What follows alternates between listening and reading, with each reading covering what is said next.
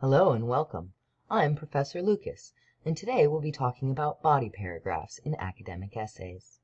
This information is adapted from the textbook I wrote, College Composition and Reading, Information and Strategies.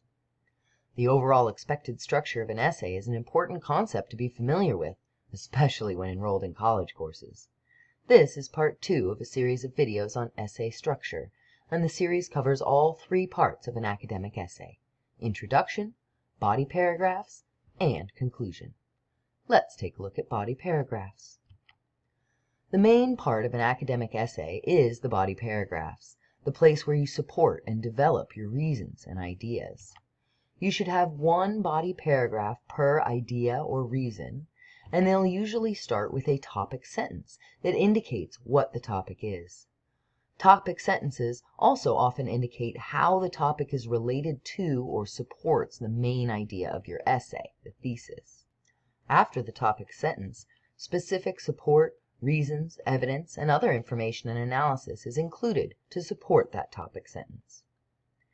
Paragraphing has 2 purposes. First is to indicate to the reader that a new topic will be broached, so it makes reading easier by warning readers of an upcoming change. The second purpose is to make reading physically easier on readers. If you've ever gone to a website and been confronted with a solid wall of text with no white space anywhere, you know how intimidating and exhausting it can be to confront text that isn't divided into paragraphs. Thus, you should make sure that you never have a paragraph that is an entire page long.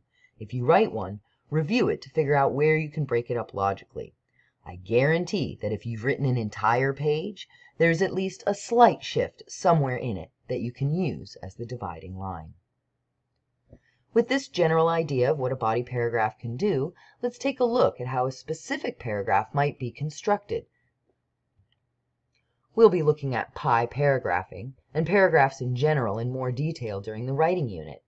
However, this is an excellent method for writing fully developed paragraphs, so we're going to spend a bit of time on it now.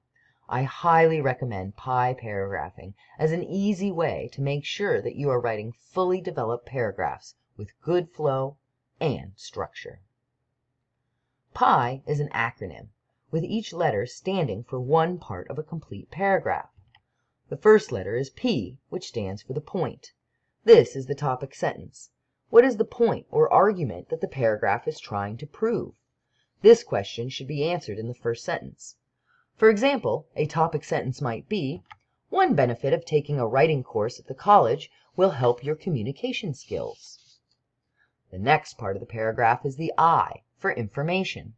To support the topic sentence, you might have information like, "For example, my coworker took the course and his emails and notes were much clearer and easier to understand afterwards." This is where you give facts, examples, statistics, or other evidence to support your points. The final element is the E for explanation. As I've said before, now that you're in college, it isn't enough to merely present information. You must analyze and explain it. Most often, you'll connect the information back to your thesis or topic sentence. For example, my explanation sentence for the paragraph about communication might be, "If it can help my coworker, it can help anyone. And with how important communication is in life, everyone ought to take a basic writing class." There are many suggestions and questions listed in the textbook to help you make sure that you have analysis or explanation, the E in a pie paragraph. Here is another example of pie paragraphing.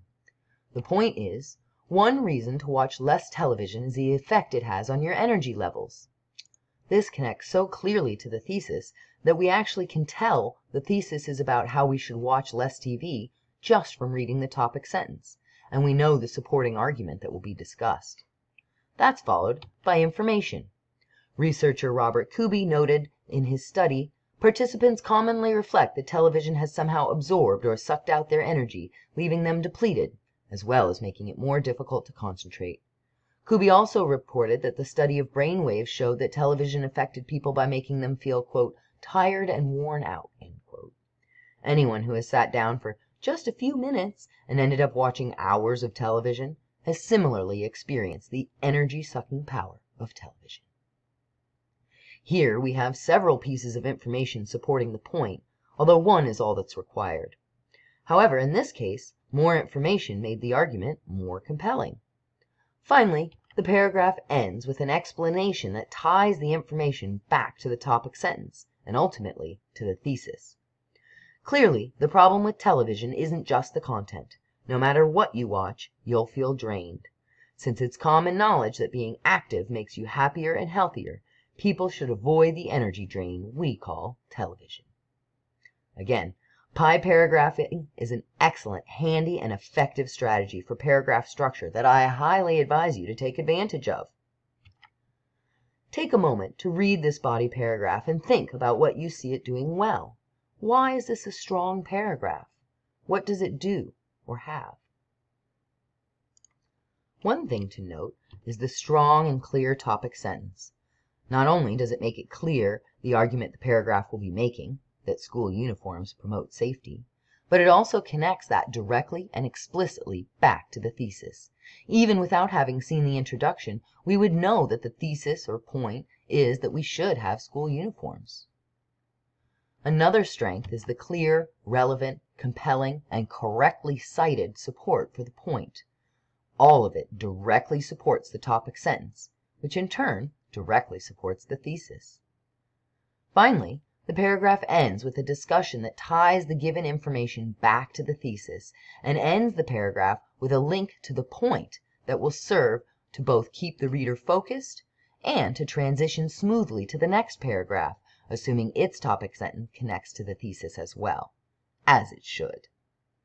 Keep these elements in mind when you're writing your own body paragraphs to strengthen your essays. This wraps up Part 2, Body Paragraphs and Pie, of our mini lecture on essay structure. Be sure to check out Part 3, where we'll be looking at conclusions. Thank you for watching this video. I hope this overview was helpful and illuminating. Please don't hesitate to contact me with any questions you may have about the material. I am always happy to help.